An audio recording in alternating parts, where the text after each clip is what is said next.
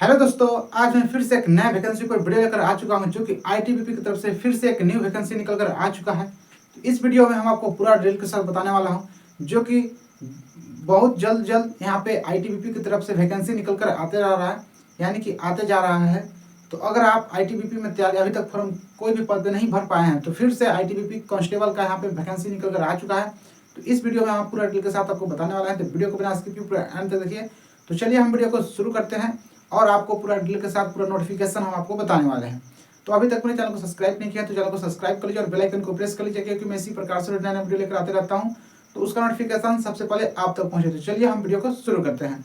तो यहाँ पे देख लीजिए, सबसे पहले हेडलाइन आपको हम दिखाते हैं क्या है, जो कि हेडलाइन में यहाँ पे देखिए आईटीबीपी बॉर्डर, जो कि बॉर्डर पुलिस फोर्स 2024 आईटीबीपी की तरफ से वैकेंसी निकला हुआ है। तो कब से इसका अप्लाई डेट शुरू होने वाला है ये भी मैं आपको बता देता हूँ। सबसे पहले यहाँ पे देखिए अप्लाई डेट, जो कि 24 दिसंबर से इसका अप्लाई डेट शुरू हो जाएगा और यहाँ पे 22 जनवरी 2025 तक इसका लास्ट डेट चलने वाला है, जो कि आपको यहाँ पे अप्लाई कर सकते हैं अगर आप करना चाहते हैं। तो पहले आप पूरा वीडियो देख लीजिए और पूरा डिटेल के साथ जान लीजिए क्वालिफिकेशन क्या सिलेक्शन प्रोसेस रहेगा, उसके बाद ही आप फॉर्म को फिलअप कीजिएगा। उसके बाद यहाँ पे देख लीजिए आगे एप्लीकेशन फी, जो कि एप्लीकेशन फी में यहाँ पे देखिए जनरल ओबीसी ईडब्ल्यूएस के लिए 100 रुपया रखा गया है और एससी एसटी कैटेगरी का 0 रुपया है। और ऑल फीमेल कैटेगरी, अगर आप कोई भी फीमेल इस वैकेंसी को अप्लाई करते हैं तो उन लोग कोई भी कैटेगरी से हो, सभी का 0 रुपया रखा गया है फीमेल का। और उसके बाद यहाँ पे देखिए आगे चलते हैं हम आपको, जो कि यहाँ पे आपको बताने वाले हैं एज लिमिट और एजुकेशन के बारे में और आपका पोस्ट के बारे में, यानी कि कौन कौन से पोस्ट पे आपको वैकेंसी निकाला गया है। तो सबसे पहला पोस्ट आपको यहाँ पर बताने वाला है, जो कि सबसे पहला पोस्ट है हेड कांस्टेबल, जो कि हेड कांस्टेबल है। तो हेड कांस्टेबल में अगर आप फॉर्म को फिलअप करते हैं तो इसके लिए आपका एज चाहिए 18 से 25 साल और आपका क्वालिफिकेशन होना चाहिए 10+2 यानी 12वीं पास होना चाहिए, 12वीं पास होना चाहिए। उसके बाद यहाँ पे देखिए यानी कि साइंस होना चाहिए, 12वीं पास यानी साइंस होना चाहिए हेड कांस्टेबल का।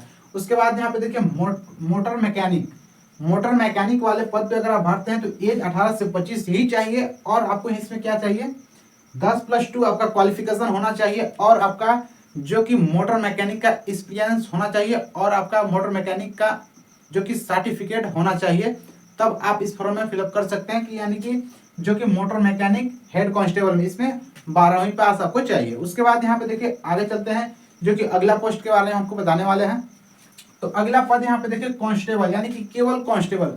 ऊपर में था हेड कांस्टेबल, यहाँ पे है केवल कांस्टेबल। तो कांस्टेबल के लिए आपको 18 से 25 एज रखा गया है और आपको यहाँ पे देखिए 10वीं पास आपको यानी कि क्वालिफिकेशन है कांस्टेबल के लिए।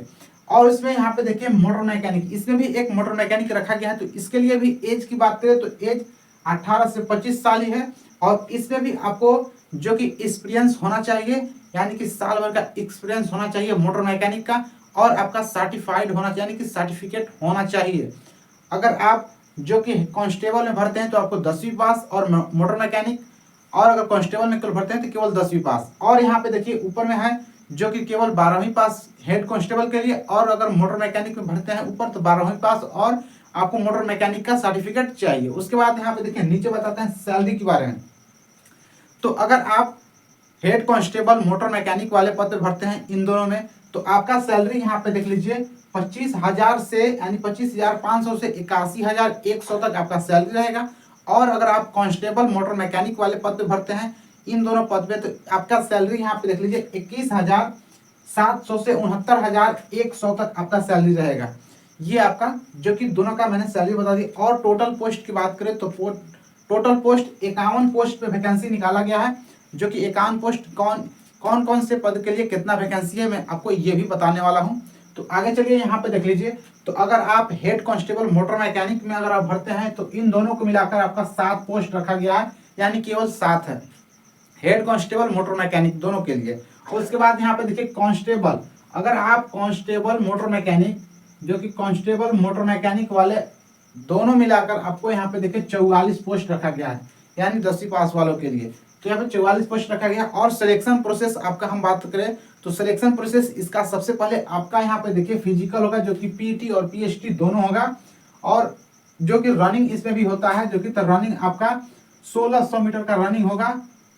और आपका टाइमिंग की बात करें तो 6 मिनट 30 सेकंड का आपका टाइमिंग यानी कि रनिंग दिया जाएगा 1600 मीटर रनिंग करने के लिए। और चेस्ट की बात करें तो चेस्ट आपका जो कि 80 से 86 होना चाहिए चेस्ट, जो कि 80 से 86 होना चाहिए चेस्ट, यानी कि 5 सेंटीमीटर आपका चेस्ट फुलाव होना चाहिए। और उसके बाद आगे चलते हैं, जो फिजिकल होगा, फिजिकल के बाद आपका सबसे पहले यहाँ पर डीवी होगा, जो कि फिजिकल क्वालिफाई करने के बाद आपका डीवी यानी कि पीटी और पीएचटी और डीवी तीनों एक बार हो जाएगा।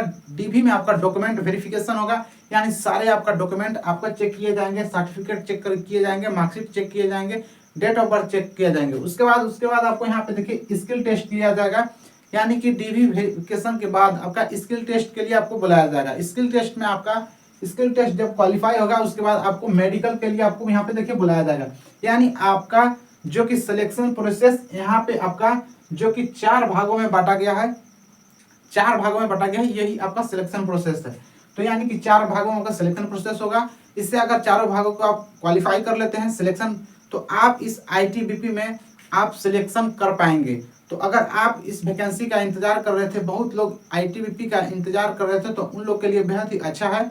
आप इस फॉर्म को फिलअप कर सकते हैं, 10वीं 12वीं पास के लिए है केवल, और भी इसमें ज़्यादा क्वालिफिकेशन नहीं मांगा गया है। तो अगर आप भरना चाहते हैं तो इसे जरूर आप भर सकते हैं।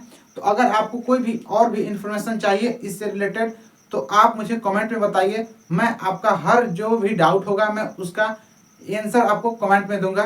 तो चलिए आज के लिए इतना ही, अब मिलते हैं नेक्स्ट वीडियो में। अभी तक मेरे चैनल को सब्सक्राइब नहीं किया तो चैनल को सब्सक्राइब कर लीजिए और बेल आइकन को प्रेस कर लीजिए, क्योंकि मैं इसी प्रकार से नए वीडियो लेकर आते रहता हूं, तो उसका नोटिफिकेशन सबसे पहले आप तक पहुंचे। तो चलिए आज के लिए अब मिलते हैं नेक्स्ट वीडियो में। जय हिंद।